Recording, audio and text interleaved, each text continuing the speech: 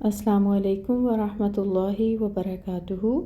الحمدللہ، اللہ تعالیٰ کی مہربانی سے اور اس کی دی گئی توفیق کے ساتھ آج ہم سورہ اللیل کی آیہ نمبر 17 پڑھیں گے۔ سٹارٹ کرتے ہیں۔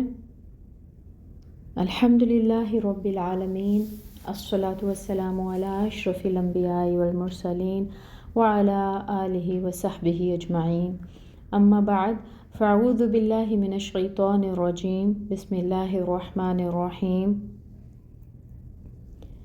رب اشرح لی صدری ویسر لی امری واحلل عقدۃ من لسانی یفقہوا قولی، ربی زدنی علما اللہم فقہنا فی الدین، آمین یا رب العالمین۔ آیہ نمبر 17۔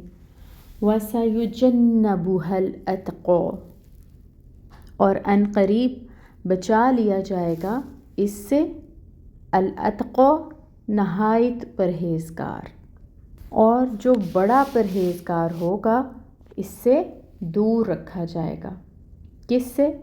ہم نے پچھلی آیات میں پڑھا نارن تلظی، بھڑکتی ہوئی آگ کے بارے میں، تو یہاں پر بتایا جا رہا ہے اس آیہ مبارکہ میں، آیہ نمبر 17 میں، کہ جو نہایت پرہیزگار ہوگا اس کو اس بھڑکتی ہوئی آگ سے بچا لیا جائے گا۔ سَيُجَنَّبُهَا، اس میں جو روٹ ورڈ ہے وہ ہے جیم نون با۔ جنب کہتے ہیں پہلو کو، سائڈ کو، یعنی اس کو سائڈ سے ایک طرف کر دیا جاتا ہے۔ یہ اسی طرح سے جس طرح کوئی بھی انسان خطرناک چیز کو چھونے والا ہو تو کیا کیا جاتا ہے کہ اس کو سائڈ سے پکڑ کر ایک طرف کر دیا جاتا ہے تاکہ وہ اس نقصان سے بچ جائے۔ تو جہنم کے اوپر سے بھی پلسرات پر سے سب کو گزرنا ہوگا، اور پھر ان لوگوں کو بچا لیا جائے گا جو تقوی والے ہوں گے، اور ظالموں کو اس میں چھوڑ دیا جائے گا، ڈال دیا جائے گا۔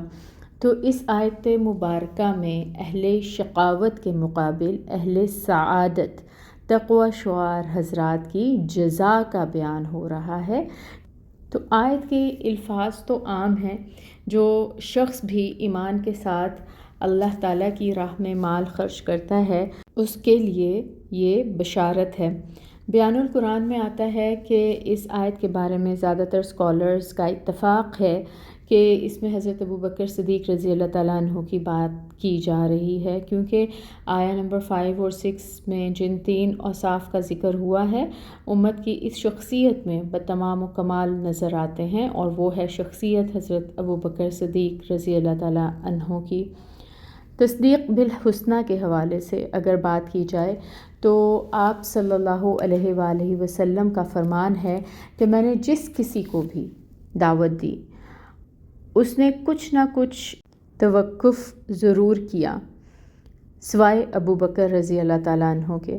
حضور نبی کریم صلی اللہ علیہ وآلہ وسلم کے مطابق جو ہی میں نے اپنی نبوت کا ذکر کیا حضرت ابوبکر صدیق کے سامنے تو وہ فوراً مجھ پر ایمان لے آئے، اور حضرت ابوبکر صدیق رضی اللہ تعالیٰ عنہ جاہلیت کے زمانے میں بھی بت پرستی سے دور رہے، توحید پر کاربند رہے۔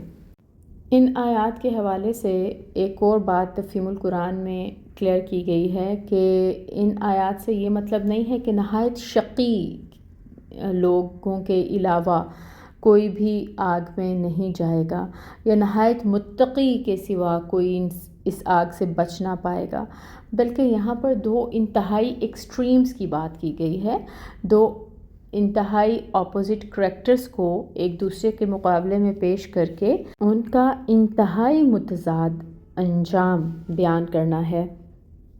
تو اس متقی شخص جس کی بات کی جا رہی ہے کہ وہ جہنم میں گرنے سے بچا لیا جائے گا، اس کے اندر مزید کون سی خوبی ہے وہ نیکسٹ آیہ مبارکہ میں بیان کی جا رہی ہے، جس کو انشاءاللہ ہم آیہ نمبر 18 میں دیکھیں گے۔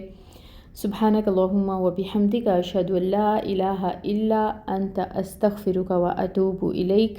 السلام علیکم ورحمۃ اللہ وبرکاتہ۔